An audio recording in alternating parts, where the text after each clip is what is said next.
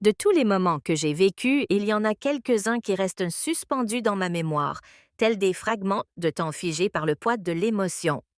Des moments qui ne s'effacent pas malgré les jours ordinaires qui s'écoulent entre eux comme si le temps s'était arrêté, juste assez longtemps pour que mon cœur parle plus fort que la raison. Avant d'approfondir cette histoire, prenez une seconde pour aimer la vidéo et vous abonner. C'est bien plus utile que vous ne le pensez. C'est l'un de ces moments survenus discrètement, sans prévenir. Tout a commencé par un regard qui n'était pas censé être remarqué. Trop fixe pour être innocent, trop immobile pour être passager. Il n'était pas censé avoir de sens. Mais il en avait un, et j'aurais dû détourner le regard, l'ignorer, le reléguer au fond de mon esprit comme un rêve errant. Mais je ne l'ai pas fait. Peut-être parce que quelque chose en moi attendait secrètement d'être vu ainsi depuis des années. Et peut-être, juste peut-être, l'a-t-il perçu en moi. Tout a commencé lorsque Caleb est venu passer l'été. Mon frère a appelé tard un soir pour dire que son fils avait besoin de changer d'air après une année difficile à la fac. Trop de nuits tardives, de mauvaises décisions, trop de pression. Caleb avait besoin d'espace pour respirer, et j'en avais beaucoup. Il avait 22 ans, un adulte de nom, encore incertain d'esprit. Je ne l'avais pas vu depuis 2 ans, et lorsqu'il a franchi ma porte, j'ai dû cligner des yeux 2 fois pour en être sûr. L'adolescent dégingandé dont je me souvenais, aux cheveux en bataille et aux longs membres, était devenu quelqu'un d'autre. Il était plus grand, plus fort. Il y avait chez lui une certaine stabilité, mais aussi une certaine douceur. Lorsqu'il souriait, ce n'était pas seulement poli, c'était chaleureux. Il souriait d'abord des yeux. Ses premiers jours furent fascinants et faciles. Les matinées commençaient par un café tranquille et un silence partagé dans de la cuisine. Nous préparions les repas ensemble. Rien de sophistiqué, juste des petits plats faciles à préparer et des rires entre les deux.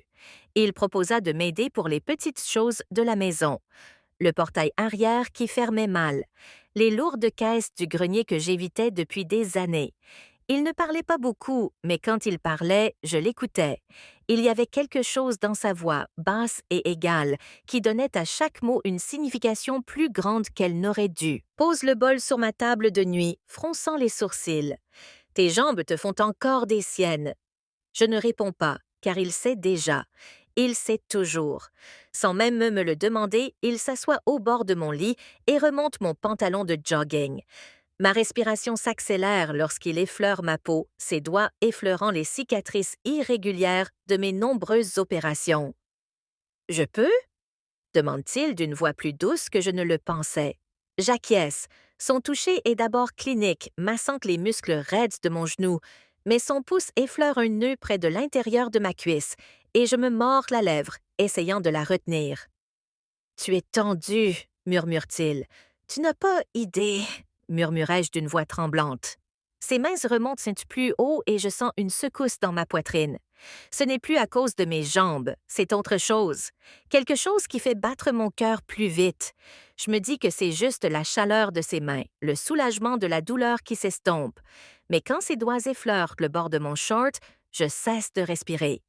Il s'arrête aussi, l'air entre nous crépite. Aucun de nous ne bouge pendant un instant. Puis, s'éclaircissant la gorge, il tire la jambe de mon pantalon vers le bas et évite mon regard. Mieux? Demande-t-il d'une voix tendue. Oui, merci, murmurai-je, sentant la chaleur me monter au visage. Il hésite comme s'il voulait ajouter quelque chose, mais au lieu de cela, il ramasse la soupe et s'en va. Je fixe le plafond, repensant à ces quelques secondes où son contact a failli glisser trop loin. Et pour la première fois depuis des années, je ressens autre chose que de la douleur, quelque chose de dangereux. Les lumières matinales se déversaient à travers les rideaux, trop vives, trop joyeuses pour la tempête qui m'envahissait. Je n'avais pas dormi. Chaque fois que je fermais les yeux, je sentais les mains de Noah sur moi, chaudes, calleuses, persistantes. Je me disais que ce n'était rien. Un fils aidant sa mère, un soignant soulageant la douleur.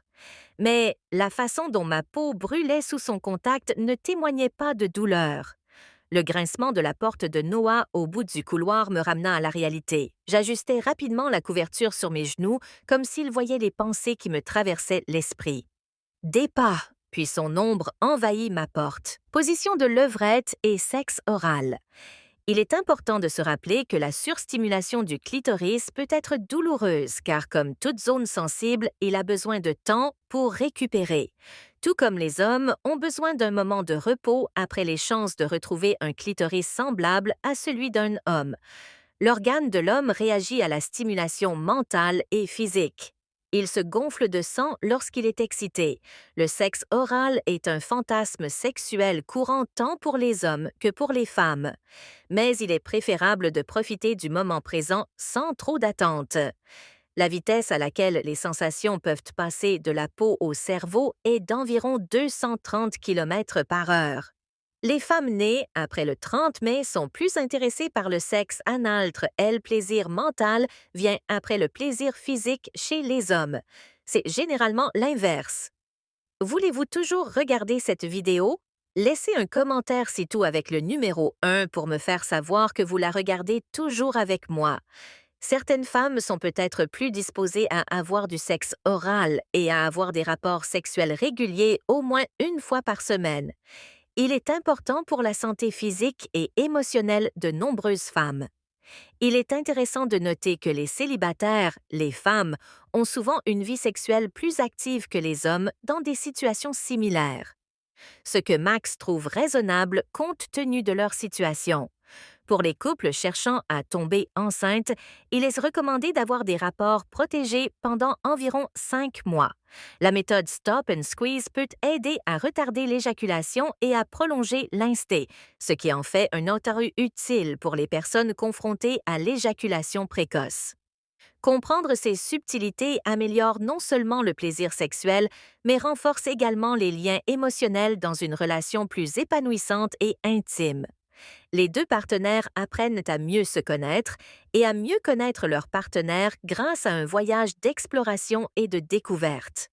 Pour de nombreux hommes confrontés à l'éjaculation précoce, l'éjaculation peut être une expérience très difficile et décevante. Il peut être frustrant de ne pas pouvoir contrôler l'éjaculation pendant les moments intimes, ce qui peut nuire à la relation et à la confiance en soi. La bonne nouvelle, c'est qu'il existe de bonnes solutions à ce problème dans les commentaires de la vidéo. Je vais vous donner un livre qui a fait ses preuves. Méthodes et secrets pour arrêter d'éjaculer trop tôt et améliorer votre vie sexuelle. Ne ratez pas cette occasion car les places sont limitées. Procurez-vous votre exemplaire dans les commentaires de la vidéo pour commencer. C'était de la retenue, du respect, une connexion qui s'enracinait lentement, inébranlable, quoique tacite. Un après-midi, alors que la lumière filtrait à travers les moustiquaires de la véranda, il m'a dit qu'il s'était remis à écrire.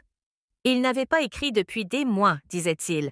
Ses pensées étaient trop embrouillées, son inspiration disparue. Mais quelque chose avait changé, quelque chose dans le fait d'être ici. Tu as ramené quelque chose, dit-il.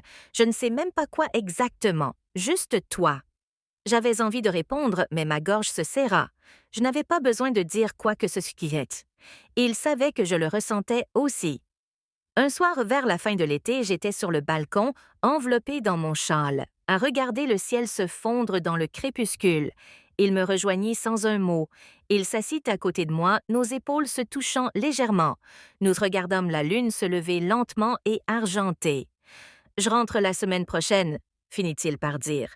J'acquiesçais, faisant semblant de ne pas avoir mal, faisant semblant que l'idée de cette maison sans lui ne me paraissait pas déjà plus froide.